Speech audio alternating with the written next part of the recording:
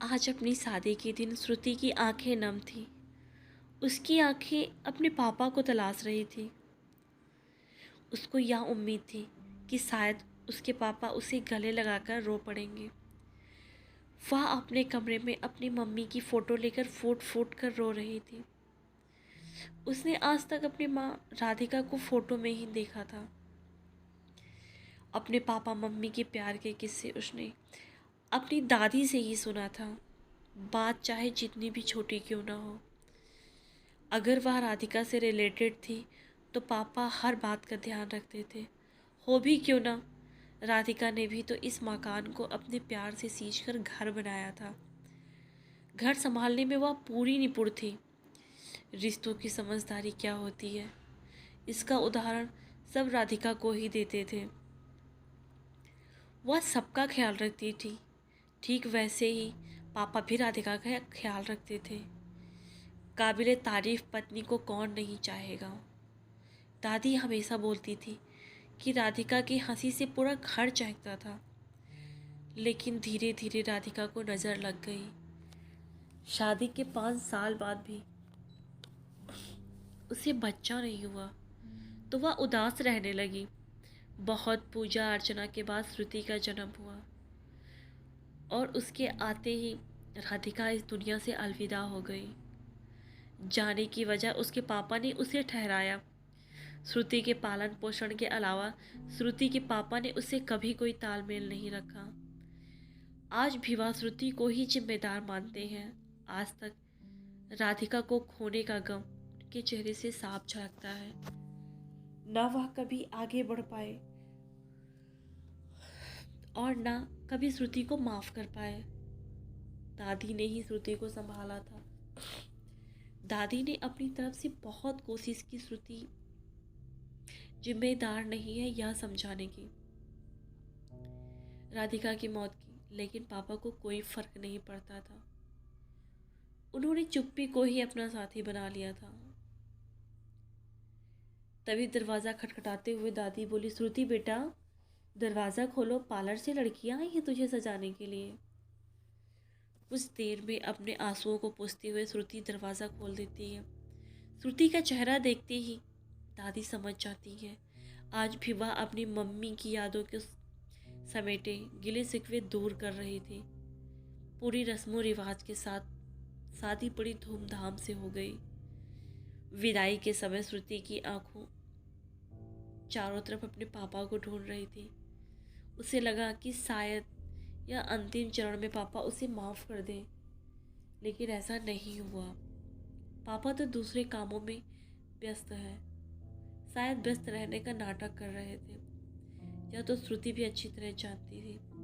तभी दादी ने उसे पुचकारते हुए कहा, बेटा तू अब अपनी गृहस्थी संभाल, अच्छी तरह से दिखा दे ससुराल वालों को कि तू राधिका की बेटी है। राधिका के ना होते हुए भी तुझ में उसके सारे संस्कार मौजूद हैं। यह कहते हुए दादी श्रुति को गले लगा लेती है। ससुराल में सास राधिका की कमी पूरी करने लगती है। एक माँ का प्यार क्या होता है उसे अपनी सास से पता चला। श्रुति भी अपनी सास में अपनी माँ की छवि देखने लगी। आदित्य भी श्रुति पर अपनी जान देता था। दोनों अपनी जिंदगी में पूरी तरह संतुष्ट थे। देखते ही देखते 2 साल कैसे बीत गए उन्हें खुशहाल जीवन में, इसका उन्हें पता ही नहीं चला। फिर माँ बनने की खुशी से घर में फिर रौनक छा गई और सास ससुर और आदित्य तो एक बच्चे की तरह श्रुति का ध्यान रखने लगे। कभी कभी तो श्रुति को लगता कि उसकी इस प्यारी सी दुनिया को किसी की नज़र ना लग जाए। आदित्य श्रुति तो अपने आने वाले बच्चों के भविष्य की बातें कर एक दूसरे की बाहों में खोए रहते। 7वां महीना चल रहा था। उसके सास ससुर एक रिश्तेदार के यहाँ शादी में गए थे और वह घर में आदित्य का इंतजार कर रही थी सज धज कर। आदित्य देर से लौटा। उसे कार में बिठाकर गाड़ी स्टार्ट कर दिया, लेकिन सामने एक बच्चे को अचानक से आते देख आदित्य ने गाड़ी का ब्रेक मार दिया और गाड़ी पुल से जाकर टकरा गई। आदित्य ने अपने आप को संभाला तो देखा श्रुति बेहोश पड़ी है।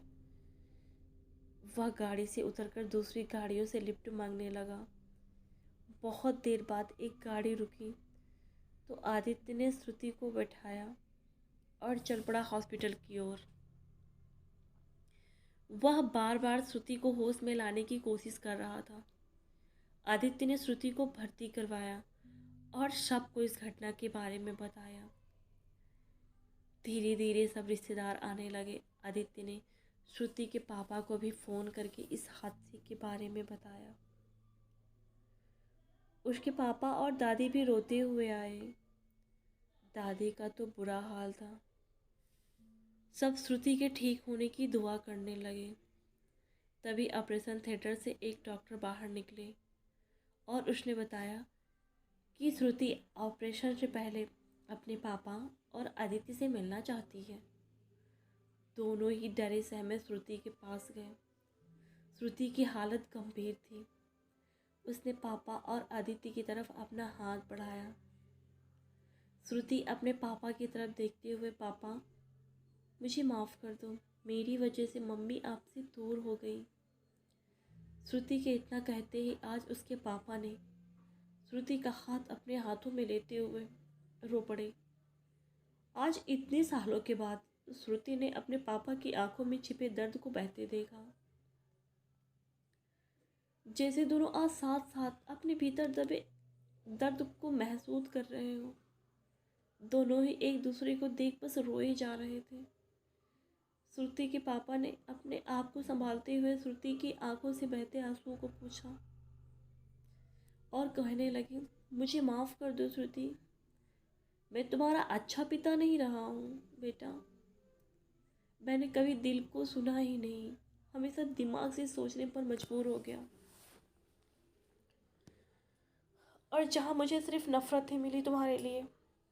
तुम्हारी दादी ने भी मुझे कितना समझाया, लेकिन मैं तुम्हारा एक अच्छा बाप न बन सका। आज दोनों के गिले शिकवे दूर हो रहे थे। आज बरसों बाद श्रुति की तमन्ना पूरी हुई। उसके पापा ने पूरा किया था, उसे गले लगाकर।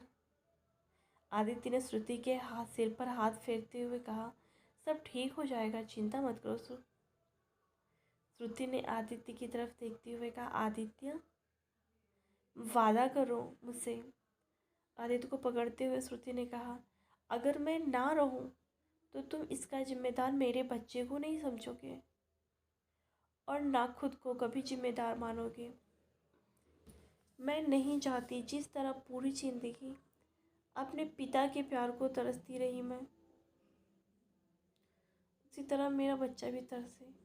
उसे पूरा प्यार देना, उसके हिस्से का ही नहीं मेरे हिस्से का भी। इतना सुनते ही आदित्य ने श्रुति के मुंह पर हाथ रख दिया और उसे गले लगाते हुए कहा, तुम्हें कुछ नहीं होगा, हम दोनों मिलकर अपने अपने हिस्से का प्यार देंगे बच्चे को। लेकिन श्रुति की हालत गंभीर होने की वजह से उसकी तबीयत बिगड़ने लगी और पापा डॉक्टर को बुला लाए। डॉक्टर ने आदित्य और उसके पापा को बाहर वेट करने के लिए कहा। तभी कुछ ही देर में एक बच्चे की आवाज़ सुनाई दी। सब खुशी से खुल उठे और एक दूसरे को बधाई देने लगे, लेकिन खुशी मात्र क्षण भर की ही थी। तभी बाहर नर्स बच्चे को लेकर आई। सब ने बच्चे को गोद में लिया और प्यार करने लगे। तभी डॉक्टर बाहर आए तो आदित्य और उसके पापा श्रुति के बारे में पूछने लगे। डॉक्टर ने पलकें झुकाकर कहा, हम श्रुति को नहीं बचा पाए। इतना कहकर डॉक्टर चले गए। आदित्य और श्रुति के पापा बहुत ज़ोर ज़ोर से रोने लगे। उन दोनों का सब कुछ ख़त्म हो गया। दोस्तों, आपको कहानी कैसी लगी प्लीज़ हमें कमेंट बॉक्स में बताएं। और इस दर्द भरी कहानी को पढ़ने और सुनने के लिए आपका धन्यवाद। अगर कहानी अच्छी लगी हो तो प्लीज़ एक लाइक ज़रूर करें और चैनल को सब्सक्राइब करें। हम आपको समाज में हो रहे अन्याय वे सामाजिक समस्याओं से जुड़ी हुई अनेक कहानियाँ सुनाएंगे। कहानी सुनने के लिए धन्यवाद।